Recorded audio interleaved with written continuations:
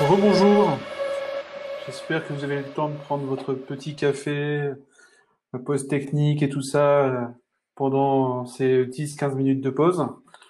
On va continuer cette journée avec François Bouteruche que je vais inviter sur scène.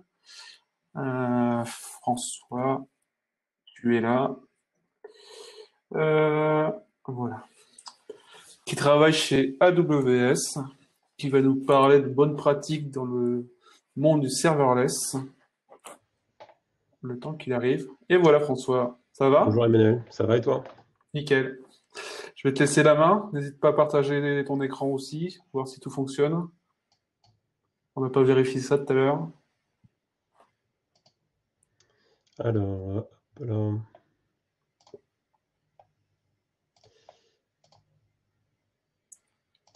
Normalement, ça devrait être bon. Parfait, je te laisse le micro. Allez, bonne conférence à tous. Bonjour à tous, merci Emmanuel, merci de vous être connecté pour assister à Cloud Nord et particulièrement à cette session. J'espère que vous, vos familles et vos proches allez bien dans cette période un peu compliquée. Perso, je suis très heureux d'être là virtuellement devant vous, même si j'avoue que les interactions sociales des conférences en personne me manquent énormément. Du coup, aujourd'hui, j'ai envie de vous raconter l'histoire d'un site web qui a eu du succès, et même un peu trop lors d'un passage en télé. Et d'ailleurs, ça m'a fait sourire quand j'ai écouté le talk de Christopher juste avant, où il prenait cet exemple-là aussi.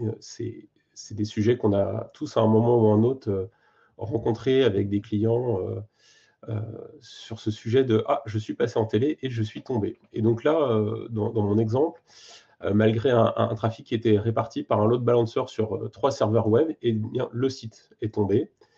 Et du coup, l'équipe a décidé de chercher une solution qui lui permette de déléguer au maximum la responsabilité de la mise à l'échelle. Je dis bien au maximum parce qu'on ne peut jamais complètement déléguer ce sujet, mais on peut en déléguer une partie. Et pour cela, elle s'est tournée vers les services dits serverless et a choisi de migrer son site sur AWS Lambda. Au passage télésuivant, les mécanismes de mise à l'échelle automatique d'AWS Lambda ont bien fonctionné, c'était nickel, mais le site web a tout de même atteint un point de rupture. Alors l'équipe s'est un peu gratté la tête, et en fait s'est rendu compte que maintenant c'était la base de données qui posait problème, et plus particulièrement le nombre de connexions à la base de données. Chaque requête était traitée par une fonction lambda, qui est un conteneur d'exécution complètement isolé des autres, ce qui fait qu'il n'y a pas de recyclage des connexions à la base de données entre les différentes fonctions qui s'exécutent, et donc ils ont très rapidement dépassé le nombre de connexions que la base de données était capable de gérer, d'où le point de rupture. Du coup, à ce moment-là, l'équipe s'est posée, puis s'est demandé si ce n'était pas prévisible, s'il n'y avait pas déjà des bonnes pratiques autour du serverless. Et la réponse est oui, il y en a, même si un service comme AWS Lambda, ça date que de 2015. Il y a eu une adoption massive de ces services et d'autres services serverless qui nous a permis, chez AWS, de très rapidement définir un ensemble de bonnes pratiques et surtout des questions à vous poser sur l'architecture de votre application serverless. Parce que vous savez, je ne crois pas qu'il y ait de bonnes ou mauvaises pratiques. Si je devais résumer toutes les architectures que j'ai vues aujourd'hui avec vous, je crois que c'est d'abord des contextes, des gens qui ont dû faire des choix. Pardon, je m'égare un petit peu. Donc aujourd'hui, je suis là pour vous parler de ces 9 questions que vous devriez vous poser à minima sur vos applications serverless. Et moi, je m'appelle François Bouteruche. Je suis senior spécialiste solution architect chez AWS et ma spécialité, c'est Builder. Donc ça veut dire que je construit des applications sur AWS, ce qui pour moi englobe à la fois le développement de l'application, mais aussi le développement de son infrastructure. Donc l'équipe se posait la question de l'existence de bonnes pratiques, et donc oui, depuis octobre 2015, AWS a publié et maintient à jour l'AWS Well Architected Framework. C'est un ensemble de questions fondamentales qui vous permettent d'évaluer si une architecture donnée est en phase avec les meilleures pratiques d'une architecture cloud. Ça vous fournit une approche systématique pour évaluer la qualité de votre système par rapport à la qualité attendue des systèmes cloud modernes. Et aussi et surtout des conseils pour améliorer en continu votre architecture en fonction de votre contexte et de vos besoins, parce qu'il n'y a pas une architecture, il n'y a pas une bonne architecture, il y a des architectures qui s'adaptent à des contextes et des besoins. Et ces questions, elles ne se focalisent pas sur les technologies, mais sur les pratiques que vous mettez en œuvre, car en fait, les technologies vont passer alors que les pratiques vont, elles, rester. Et d'ailleurs, alors, bien que tout mon talk aujourd'hui, je vais l'illustrer avec des technos AWS, ces questions-là, vous pouvez très bien les appliquer on-prem dans votre data center ou sur un autre cloud provider. Je peux vous en parler en toute connaissance de cause, puisque je viens hier de fêter mes 1 an chez AWS et qu'avant, je travaillais chez Microsoft et que le cloud avec lequel je jouais, c'était Azure.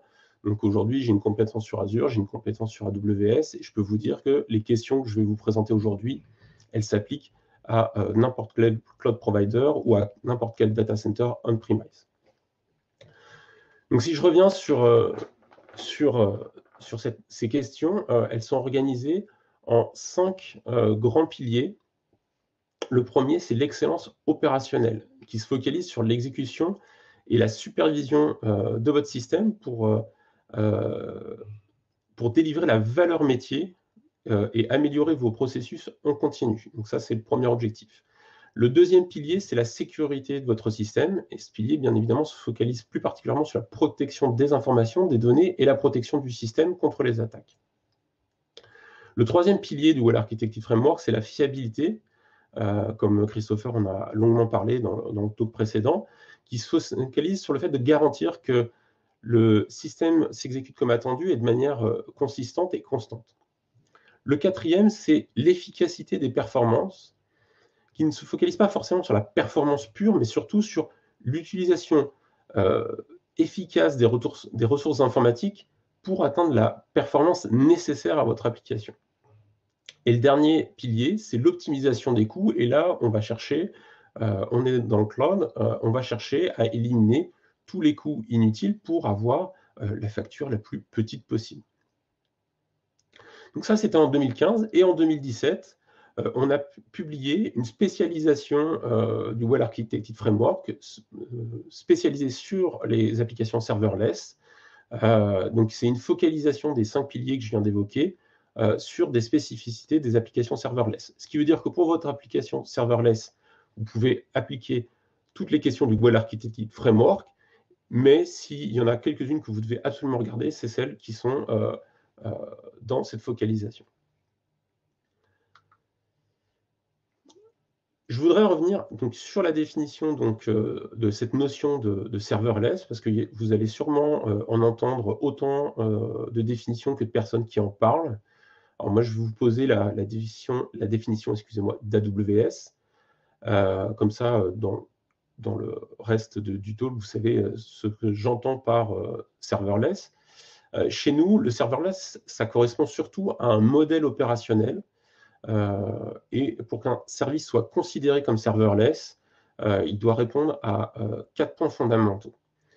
Le premier, c'est qu'il ne doit pas y avoir de serveur à gérer. Et attention, on ne va pas commettre l'erreur traditionnelle de dire « Ah, il n'y a pas de serveur ». Non, bien évidemment, il y a des serveurs sous le capot, il y a toujours des serveurs quelque part, mais ce n'est pas à vous de les gérer, de près ou de loin, et cette notion de serveur est complètement abstraite par le service. Le deuxième point, c'est que ce service doit proposer une mise à l'échelle flexible et automatique. Vous ne devez pas avoir à vous soucier de la mise à l'échelle. Ça ne veut pas dire que le service va pouvoir se mettre à l'échelle indéfiniment et infiniment. Il va lui aussi avoir des limites techniques, parce que j'ai quand même dit que sous le capot, il y avait des serveurs. Donc à un moment, le service, il a lui-même ses propres limites techniques. Mais ce n'est pas à vous de gérer sa mise à l'échelle du « je consomme très peu de ressources » jusqu'à « je consomme les ressources maximum du service ». Ça va se faire automatiquement et de manière flexible pour vous. Le troisième point, c'est le fait d'avoir un modèle de facturation qui repose sur la valeur délivrée et non sur les ressources que vous réservez, même si vous ne les utilisez pas à pleine capacité. Je prends un exemple. Par exemple, une instance EC2, donc c'est une machine virtuelle sur AWS, vous allez la payer dès que vous l'allumez et jusqu'à ce que vous l'éteigniez, même si le taux d'usage du CPU est de 0%. Donc, voilà, vous avez démarré la machine, vous avez réservé des ressources, donc vous payez pour. Avec un service, par exemple, comme Lambda, vous n'allez payer que le temps d'exécution de votre code. Et ça va être pareil, par exemple, pour une base de données serverless. Vous n'allez pas réserver 1 Tera de stockage, par exemple, et une certaine puissance de calcul que vous estimez nécessaire pour traiter vos requêtes les plus lourdes. Vous allez payer pour le stockage effectif que votre base de données utilise et la puissance de calcul effective que vous utilisez quand il y a des requêtes à traiter et seulement quand il y a des requêtes à traiter. Et le quatrième point, c'est la haute disponibilité du service.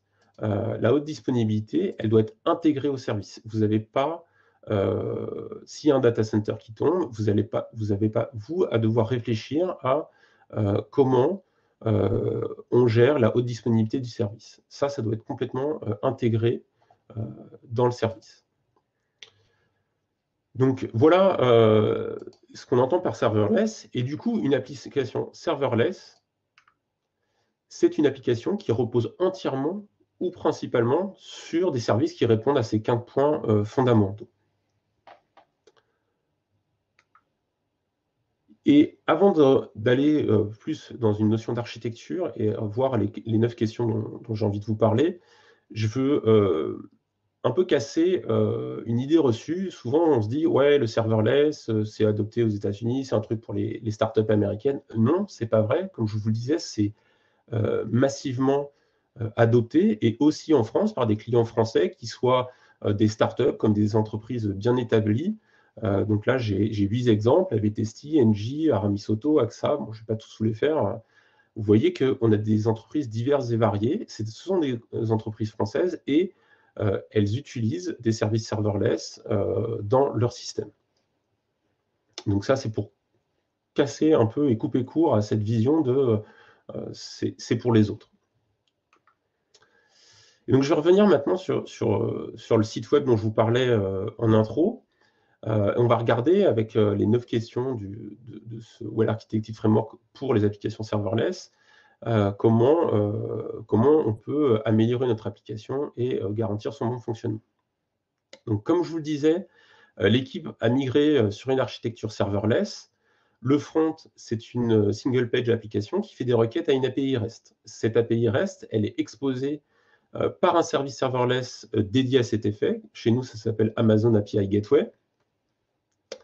Et pour traiter chaque requête, API Gateway va invoquer une fonction AWS Lambda qui va exécuter le code implémentant la logique métier. Donc, le rôle d'API Gateway, c'est de récupérer toutes les requêtes, donc d'exposer un point de terminaison et de récupérer toutes les requêtes. Et pour chacune de ces requêtes, il va invoquer une fonction AWS Lambda. L'équipe, elle a choisi de garder une base de données relationnelle pour le stockage des données. Et là, cette base de données relationnelle, c'est une base de données managée, c'est un point important. Ici, c'est Amazon RDS, le service de base de données managée.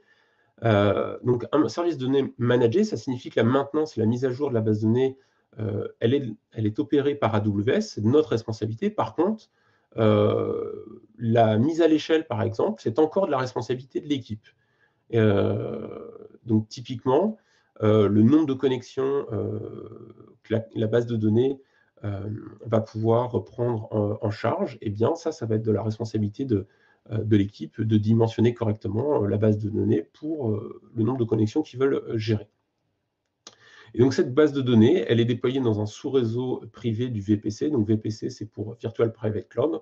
Grosso modo, c'est le réseau virtuel de l'entreprise dans le cloud AWS. Donc ça, c'est leur architecture. Et qu'est-ce qui se passe finalement quand il y a un nombre d'utilisateurs qui augmente très fortement?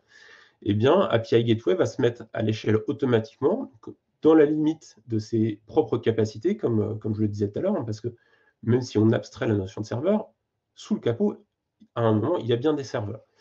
Et donc, par défaut, API Gateway peut traiter 10 000 requêtes par seconde, par compte AWS et par région. Et cette limite peut être augmentée sur une demande au support. Donc, là, on est assez confortable, ça va se mettre à l'échelle automatiquement. Et puis, donc, comme je le disais, API Gateway va invoquer des fonctions lambda. Et là encore, le service AWS Lambda va se mettre à l'échelle automatiquement dans la limite de ses capacités. Donc, AWS Lambda, par défaut, vous pouvez exécuter 1000 fonctions en parallèle dans un compte AWS. Et cette limite peut être, elle aussi, augmentée pour monter jusqu'à des centaines de milliers de fonctions lambda en parallèle. Donc, ces limites, par défaut, elles sont faites pour vous protéger vous-même d'un emballement de votre application. Parce que, comme je vous le disais, vous payez à la valeur. Donc, si jamais il y a un emballement et que vous commencez à exécuter des milliers de lambda en parallèle et que ce n'était pas votre intention, vous allez payer le millier d'exécutions. Donc, l'objectif, c'est de vous protéger d'un emballement. Et si vous en avez vraiment besoin, eh bien, OK, on augmente la limite, il n'y a pas de problème. Donc, chaque fonction lambda invoquée va potentiellement faire des requêtes à la base de données. Et comme je vous le disais, notre base de données, c'est une base de données managée et pas une base de données serverless. Elle ne va pas se mettre à l'échelle automatiquement. Son nombre de connexions, le nombre de connexions qu'elle est capable de gérer va être fixe. Et dans le cas de notre site web, c'est ce qui pose problème. Le nombre de fonctions AWS Lambda qui s'exécutent en parallèle et qui ouvre une connexion à la base de données devient supérieur au nombre de connexions que la base de données est capable de gérer. Et cela entraîne la rupture du système. Donc ça, c'est, voilà, on a identifié le souci. La réalité, c'est que si on se dit que ce que je vous présente là dans le diagramme d'architecture, c'est vraiment ça qu'on déploie, on n'est pas capable de faire ce diagnostic. On n'a pas les infos nécessaires pour faire ce diagnostic. Et donc, une fois qu'on a posé cette architecture-là et qu'on se dit « Ah ouais, je veux faire du serverless », la première question à se poser, c'est « Ok, tu veux faire du serverless, mais ton application, comment tu vas suivre son état de santé, comment tu vas pouvoir suivre son état de santé. Et c'est important déjà de connaître l'état de santé de tous les services que vous utilisez pour mettre en place cette application serverless et d'avoir une vision centralisée sur cet état de santé. Dans le cas d'AWS, vous pouvez utiliser donc, Amazon CloudWatch, qui est un service qui va centraliser l'ensemble des métriques des services que vous utilisez, mais aussi leurs logs, donc en un point central. Et à partir de ces métriques et de ces logs, il va vous fournir automatiquement des tableaux de bord par service ou cross-service pour comprendre l'état de santé de vos services. En plus des métriques qu'on vous fournit par défaut au niveau de vos services, vous pouvez utiliser l'Embedded Metric Format pour définir vos propres métriques qui seront traitées de manière asynchrone sans impacter les performances de votre application. Donc en gros, votre application, elle va loguer ses propres métriques et le service CloudWatch, de manière asynchrone, va venir les ingérer et vous allez en disposer pour faire des tableaux de bord dédiés.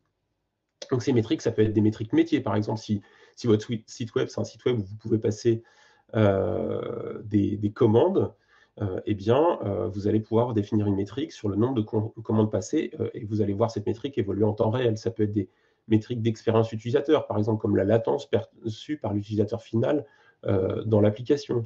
Ça peut être des métriques système ou encore opérationnelles dépendant de votre application et qui ne sont pas remontées automatiquement par les services. Donc, voilà, vous avez la capacité d'enrichir les métriques.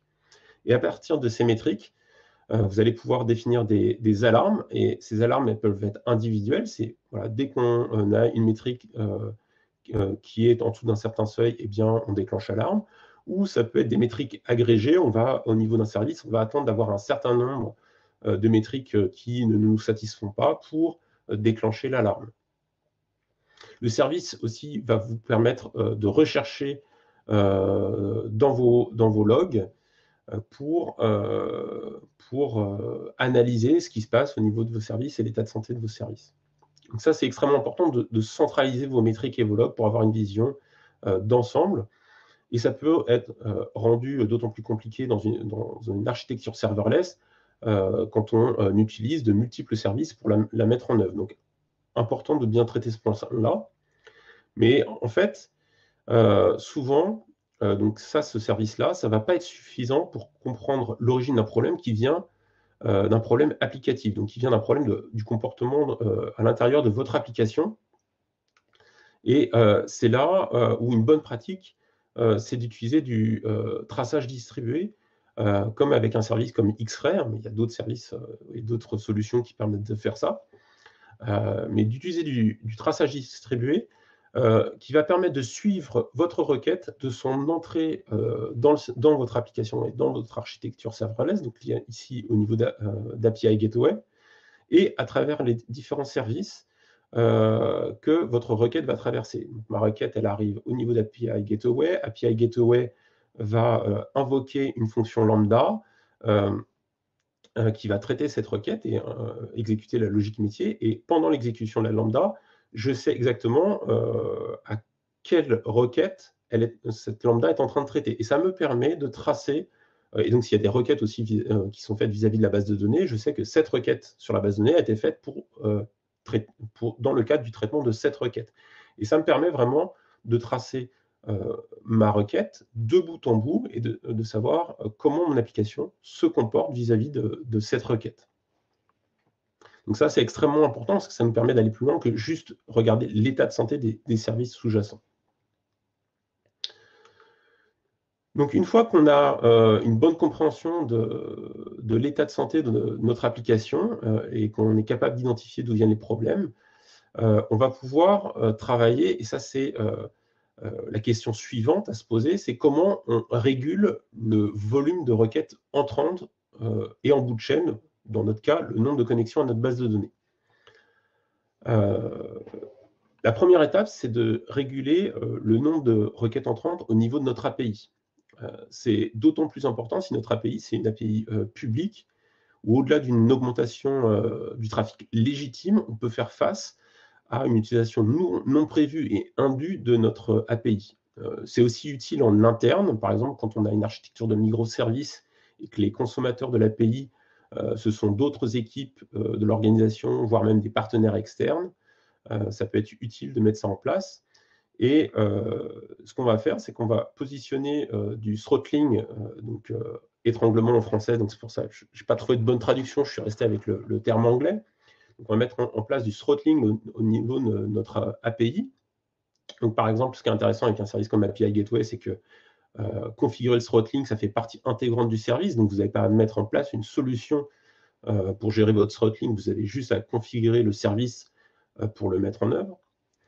Et bien évidemment, on va veiller à retourner des codes HTTP appropriés, notamment le code 429, pour informer l'application qui consomme notre API afin qu'elle puisse exécuter un pattern retry, par exemple, avec, on espère, un exponentiel back-off, hein, c'est-à-dire qu'elle va réessayer une première fois, et puis si ça ne marche toujours pas, elle va attendre un peu plus longtemps pour essayer, parce que si on s'acharne comme une brute sur l'API, ça va servir à rien. Donc, point important, mettre en place du throttling pour se protéger d'utilisation indue du goulotage. Je vois dans le chat, effectivement, goulotage, ça peut être une bonne traduction. Donc, du goulotage sur notre API pour limiter. Mais ça, potentiellement, ça ne va pas être suffisant dans notre cas, parce que le trafic peut être complètement légitime. Et donc, en complément du throttling, on va pouvoir mettre en place des limites de concurrence sur nos services serverless. Alors, on se dit, c'est un peu dommage, j'utilise un service serverless pour pouvoir scaler, pour pouvoir me mettre à l'échelle assez facilement et de manière importante, et je vais revenir à mettre en place de la limite de concurrence. Oui, c'est nécessaire de le prévoir, parce que si notre architecture, si notre architecture, elle est hybride entre des services serverless et des services plus traditionnels, eh bien, il faut pouvoir protéger, par exemple, là, ma base de données managée, contre un nombre de connexions trop élevé. Donc du coup, on va mettre une limite de concurrence pour protéger notre base de données. Mais ça peut être aussi utile quand on a plusieurs fonctions lambda différentes qui s'exécutent au sein d'un même compte. Ça, c'est un autre sujet. C'est-à-dire que tout à l'heure, je vous ai dit, par défaut, dans un compte AWS, on peut exécuter 1000 lambda en parallèle et on peut augmenter ce nombre. Mais peut-être que dans les différents types de fonctions lambda qu'on veut exécuter, il y en a une ou deux qui sont très prioritaires et il y en a quelques autres qui sont moins prioritaires. Et bien sur celle-ci, on va pouvoir mettre une limite de concurrence, une limite d'exécution pour être sûr qu'elles ne viennent pas perturber en cas de fort trafic. J'avais peur que quelqu'un me fasse cette remarque parce que j'allais éclater de rire. Ouais, on peut exécuter 1000 fois une lambda, effectivement. Donc, je vais retrouver le fil de ma discussion. Donc, on va pouvoir contrôler cette limite d'exécution des lambdas moins prioritaires pour être sûr qu'en cas de fort trafic, nos lambdas prioritaires, elles, puissent continuer à s'exécuter correctement dans la limite globale du nombre d'exécutions de notre compte AWS. Donc là, on a résolu le problème, on a mis une limite de concurrence, on n'effondre plus notre base de données, donc on est plutôt content. Donc la solution-là, ce que je disais, elle est intéressante car elle évite que le système s'effondre, mais elle va limiter notre capacité à gérer un trafic important, puisqu'en fait, comme on a mis une limite de concurrence, à un moment donné, si on a vraiment un très fort trafic, eh bien, on va atteindre la limite de concurrence de nos fonctions lambda et on va continuer à être obligé d'envoyer un code 429 à notre application cliente en lui disant « Ah ben non, tu as atteint, atteint la limite, tu ne vas pas pouvoir faire plus de requêtes pour le moment. » Donc une autre solution est d'intercaler entre notre API Gateway et nos lambda un service d'ingestion de flux de données comme Amazon Kinesis Data Stream, qui va, lui, finalement, donc à chaque appel à l'API REST, la requête va être transmise à ce service qui va la stocker jusqu'à temps que la requête soit traitée par une fonction lambda.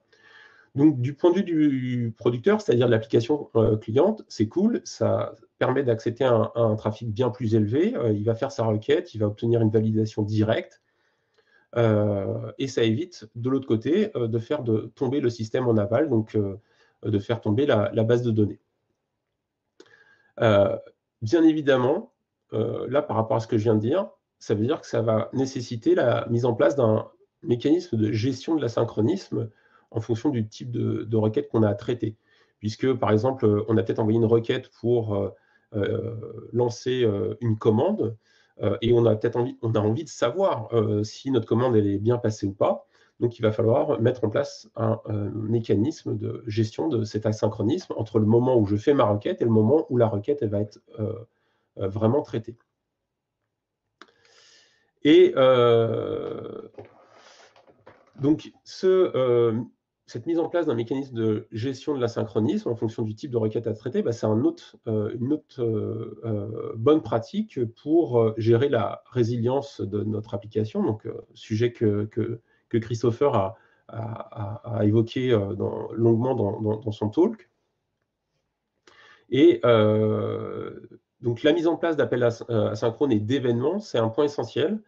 Au lieu de bloquer l'application, on va, pour attendre la fin de l'exécution de l'appel, elle va recevoir une référence ou un identifiant de requête, et avec cet identifiant, elle va pouvoir réinterroger le back-end pour connaître le statut du traitement, ou bien elle va pouvoir s'inscrire à un service de notification pour obtenir en temps réel des informations sur le statut de sa requête.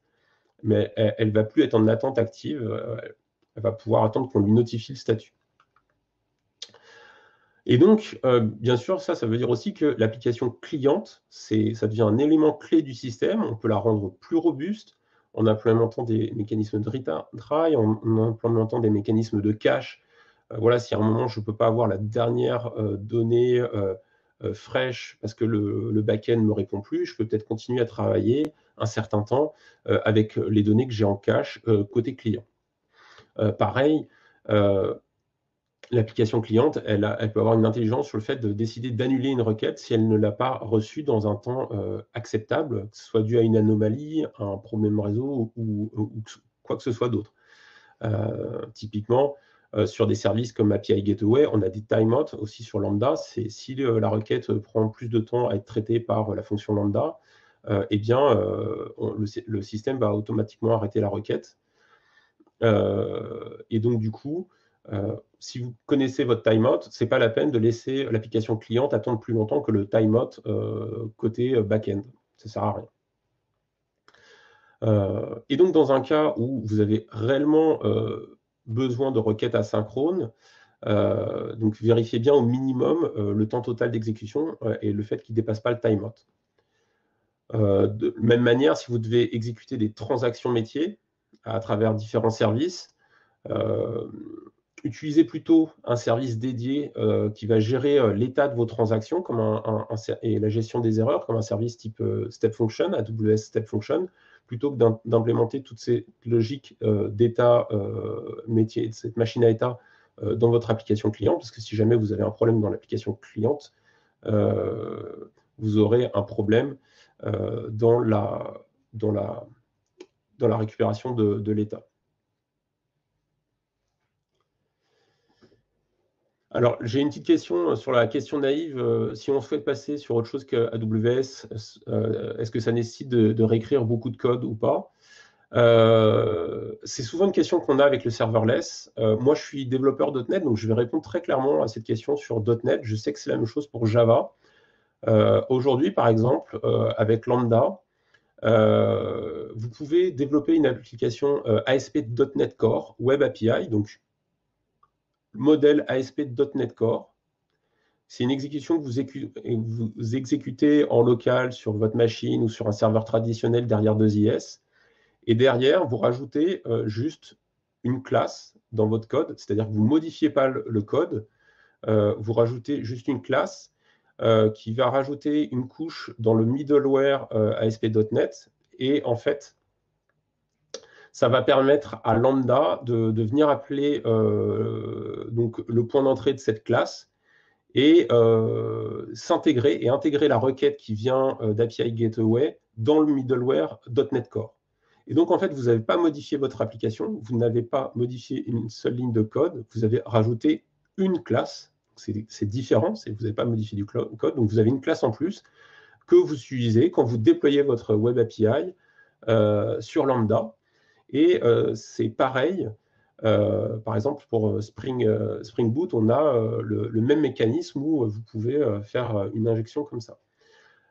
Donc, vous pouvez faire du code qui est portable et qui n'est pas spécifique à Lambda, que vous pouvez réutiliser ailleurs. Maintenant, les patterns que j'évoque, les patterns de retry, le fait d'être résilient, l'asynchronisme, vous pouvez très bien l'implémenter avec du RabbitMQ sur du on-prem. C'est aussi des bonnes pratiques que vous pouvez utiliser ailleurs.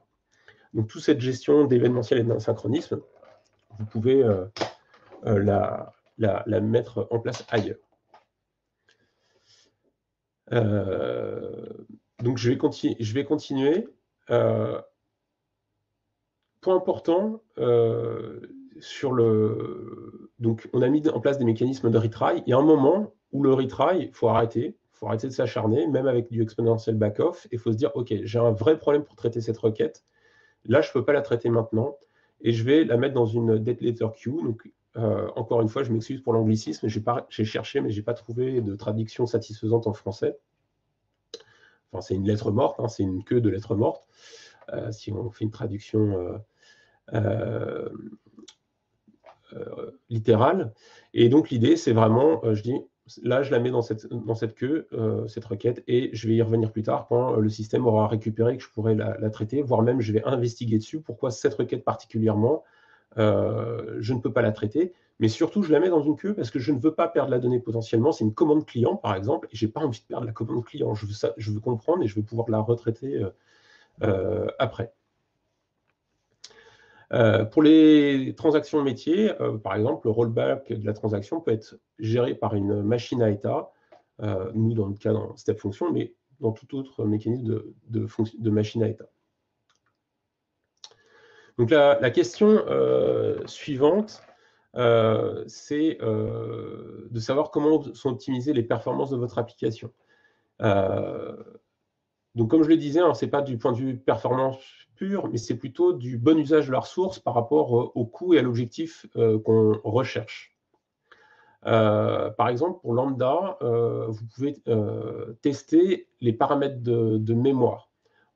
Parce qu'en fait, le CPU et le réseau et les IOPS alloués à votre fonction Lambda va être proportionnel à la quantité de mémoire que vous lui avez allouée pour s'exécuter. Et donc, plus vous prenez de mémoire, plus ça vous coûte cher. Mais potentiellement, si vous avez, votre application a besoin d'un peu plus de mémoire, et bien si vous lui en donnez plus, elle va s'exécuter plus rapidement que si vous lui en donnez moins. Et du coup, comme vous payez au temps d'exécution, ça vous reviendra peut-être moins cher. Donc il faut fine-tuner ce paramètre-là, et on a une solution qui s'appelle le AWS Lambda Power Tuning, qui va effectivement pouvoir tester les différents paramètres, vous sortir un joli graphe, et vous allez pouvoir choisir votre bon ratio coût-performance pour vous. Et donc ça, on peut le faire sur d'autres services. Là, par exemple, configurer l'accès au réseau virtuel, faites-le que si c'est vraiment nécessaire. Dans notre cas, oui, c'est nécessaire parce qu'on a une base de données relationnelle qui est dans un sous-réseau privé. Mais donc, du coup, ça nécessite une interface réseau pour permettre à Lambda d'accéder au sous-réseau. Il y a un coût derrière ça. Donc, si ce n'est pas nécessaire, ne le faites pas pour le plaisir de le faire.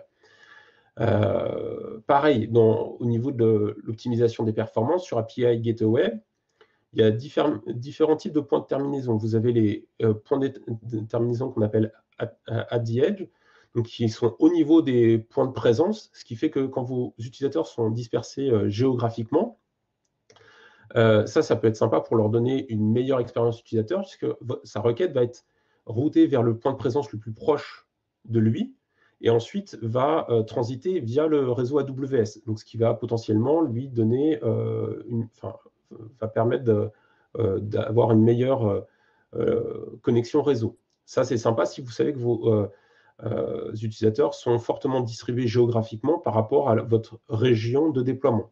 Par contre, si vous savez que vos utilisateurs sont tous proches de votre région de déploiement, eh bien, utilisez plutôt les points de terminaison régionaux parce que vous aurez une latence moyenne meilleure. Donc ça, c'est pareil, en termes de perf, c'est des questions à se poser. De manière générale, toute architecture serverless, c'est une question de compromis entre vos objectifs et le niveau de service que vous voulez offrir. Et puis, votre trafic aussi. C'est-à-dire qu'une architecture serverless, ça peut offrir un bon rapport coût-performance pour une charge donnée, mais si votre charge évolue, si elle grandit, en général, on souhaite toujours, ou elle diminue, eh bien, ce sera peut-être plus forcément l'architecture la plus adaptée. Par exemple, dans notre site web, si on a un très fort trafic, l'usage de Kinesis Data Stream se justifie. Mais si on n'a pas ce très fort trafic, qu'on n'a au maximum 100 utilisateurs en concurrence, on n'a pas besoin de faire ça. Mettre une limite de concurrence sur l'AWS Lambda, c'est suffisant. Et on peut enlever Kinesis Data Stream et donc diminuer les coûts et aussi diminuer le nombre de services par lesquels la requête transite. Donc c'est toujours une histoire de compromis et de performance. Et une architecture serverless, ça se revoit régulièrement, aussi parce qu'il y a des nouveaux services qui sortent et qui vont potentiellement simplifier votre architecture tout en conservant ou en améliorant le rapport coût-performance. Donc ça, c'est un point important aussi, ça se rediscute régulièrement, cette architecture.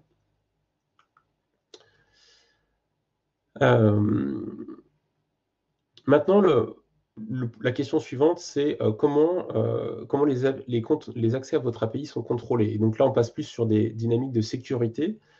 J'en ai parlé tout à l'heure un petit peu avec le throttling, mais ça, ce n'est pas une notion de sécurité. Il y a votre API, tous les appels ne sont pas forcément légitimes, donc il faut contrôler les accès à l'API.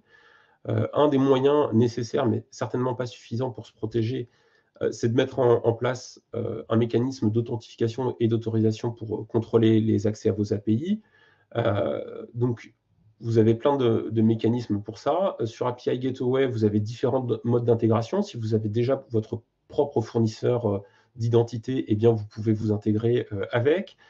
Si vous n'en avez pas déjà, vous pouvez utiliser Amazon Cognito, qui est une solution intégrée de gestion d'utilisateurs et qui permet aussi de s'intégrer avec les fournisseurs d'identité publique comme Facebook, Twitter, Google ou Amazon ou tout autre fournisseur OAuth et OpenID Connect.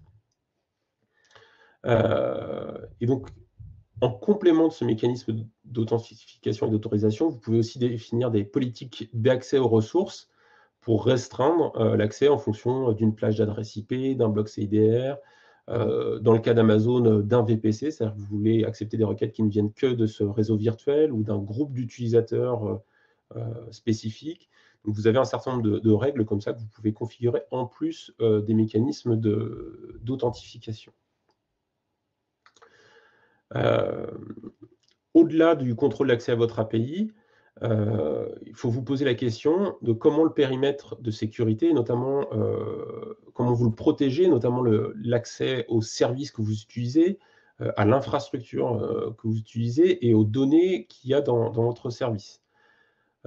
Concernant l'accès aux services AWS depuis un autre service AWS, la bonne pratique, c'est de définir un rôle avec les permissions nécessaires et d'associer ce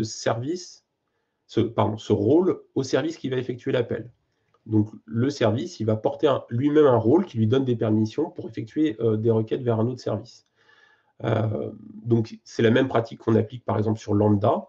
Et même sur Lambda, la bonne pratique, c'est aussi d'avoir des toutes petites fonctions avec un périmètre fonctionnel très réduit. Donc, on va plutôt privilégier d'avoir plein de petites fonctions avec un périmètre très réduit pour lesquelles on va pouvoir appliquer une politique stricte du privilège minimal pour limiter le rayon d'impact en cas de problème. Quel type de problème? Notamment les vulnérabilités qu'on peut embarquer dans les dépendances de son propre code source et qui vont exploiter les vulnérabilités de votre système. Et sur ce genre de sujet, utiliser un outil comme l'OWASP Dependency Check ou n'importe quel autre outil commercial qui fait ce job-là pour analyser vos dépendances, ça c'est extrêmement important et ça s'intègre bien. Intégrez-le dans votre chaîne d'intégration continue de déploiement continu. C'est pas parce qu'on est sur des applications serverless, c'est pas parce qu'on se dit qu'on est sur un modèle opérationnel où le cloud provider prend plus de responsabilités que ça nous dédouane de tous les risques de sécurité. Si vous embarquez des vulnérabilités dans votre code source ou dans vos dépendances, eh bien votre application, elle sera vulnérable à ces vecteurs d'attaque. Si, comme dans le cas de notre application, notre site web là, vous accédez à des services qui sont dans votre réseau virtuel, donc dans votre VPC, eh bien, vous ne pouvez pas vous limiter juste à réfléchir votre périmètre de sécurité au niveau applicatif en vous disant le reste du périmètre de sécurité, c'est AWS qui le gère. Non, vous avez permis à votre lambda de rentrer dans votre réseau virtuel. Ça veut dire que vous devez réfléchir à protéger votre réseau et à vos configurations réseau et faire en sorte que dans votre réseau virtuel, ce ne soit pas ouvert aux quatre vents et qu'on ne puisse pas faire tout et n'importe quoi. Concernant la protection des données, là où les bonnes pratiques et les questions qu'il faut se poser, surtout au niveau des logs, ça c'est un point souvent qu'on oublie, c'est les données sensibles qui arrivent dans les logs. Typiquement, sur API Gateway, vous pouvez activer les logs au niveau d'API Gateway, et donc API Gateway va loguer toutes les requêtes. Faites attention à comment vous utilisez ce service-là. Vous pouvez choisir le type de requête qu'il log, parce que dans certaines requêtes, il peut y avoir des données sensibles, il peut y avoir des informations personnelles. Donc aujourd'hui, ça c'est un point avec RGPD qui est très, très sensible. Tout d'un coup, vous vous retrouvez à mettre des données sensibles dans vos logs.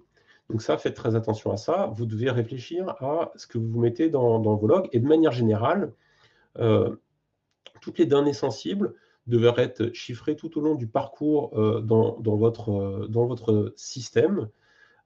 Et elles devraient être déchiffrées qu'au moment où vous avez besoin de traiter cette donnée. Donc ça, c'est un point extrêmement important sur la protection des données. La protection des données, c'est pas que se dire c'est bon, j'ai chiffré mon stockage, ma base de données, je suis tranquille. En fait, il y a plein d'endroits tout au long de la chaîne dans lesquels les données, si elles transitent en clair, il peut y avoir un accès à la donnée. Pour la sécurité applicative, là encore, hein, c'est comme une application traditionnelle. Pourquoi on le met dans le focus serverless? C'est parce que trop souvent, on voit des gens qui disent « Ah, je fais du serverless, c'est bon, ça va être sécure ». Non. Là, comme pour une application traditionnelle, les recommandations OWASP s'appliquent. Il faut revoir votre application en fonction de toutes les recommandations OWASP. Notamment, il faut valider tous les événements, les événements ou toutes les données entrantes dans votre système. Il faut faire des revues de code orienté sécurité avec quelqu'un qui s'y connaît vraiment en sécurité et qui revoit votre code d'un point de vue strictement sécurité. À minima, ce que vous pouvez faire dans une architecture comme celle-ci, c'est au niveau d'API Gateway, activer la validation des schémas JSON. Vous définissez votre schéma JSON et vous activez la validation de votre requête par rapport au schéma que vous avez défini. Et API Gateway bloquera les requêtes qui essayent d'insérer des données dans le schéma JSON qui ne sont pas attendues. Mais la bonne pratique, c'est vraiment de faire un contrôle au niveau applicatif beaucoup plus approfondi des données entrantes. Donc ça ne change pas et ça s'applique à n'importe quel type d'application. Mais on le redit là parce que c'est important. Et en complément, vous pouvez utiliser un service de firewall pour les applications web comme AWS WAF qui va traiter automatiquement, qui va détecter automatiquement pour vous les attaques de type injection SQL ou cross-site scripting par exemple. Donc là encore, super important, toujours ça s'applique, serverless, pas serverless, enfin, tous ces sujets-là, il ne faut pas les négliger. Donc voilà, donc ça globalement, c'est une application serverless qui ressemble un peu plus à une application qui peut aller en prod. C'est-à-dire qu'on on a réfléchi à la sécurité, on a réfléchi à la résilience, on a réfléchi à la performance. Donc ça, on est déjà un peu plus confiant pour aller en prod avec une architecture comme celle-ci. Maintenant, la question qu'il faut se poser, c'est comment je vais gérer le cycle de vie de mon application. Et une bonne pratique, c'est de se dire qu'au-delà du code source, mon infrastructure, et donc cette architecture, je vais aussi la gérer dans le code et faire de l'infrastructure as code. Donc vous pouvez utiliser ce que vous voulez, hein. Vous pouvez faire du Terraform, vous pouvez faire du CloudFormation sur AWS. Moi, ce que j'adore aujourd'hui, c'est AWS CDK, donc le Cloud Development Kit, ce qui me permet de définir mon infrastructure sous forme de code. Et vous pouvez choisir le langage que vous voulez, TypeScript, Python, Java, C#. Moi, je fais du C#. Et donc, j'écris des lignes de code C# pour définir mon infrastructure. Une fois que j'ai fait ça, eh bien, depuis ma machine, dans un bac à sable pour développeurs, je vais pouvoir déployer mon infrastructure et mon code dessus. Je vais pouvoir le déployer plusieurs fois. Je suis sûr que c'est toujours la même infrastructure, c'est répétable.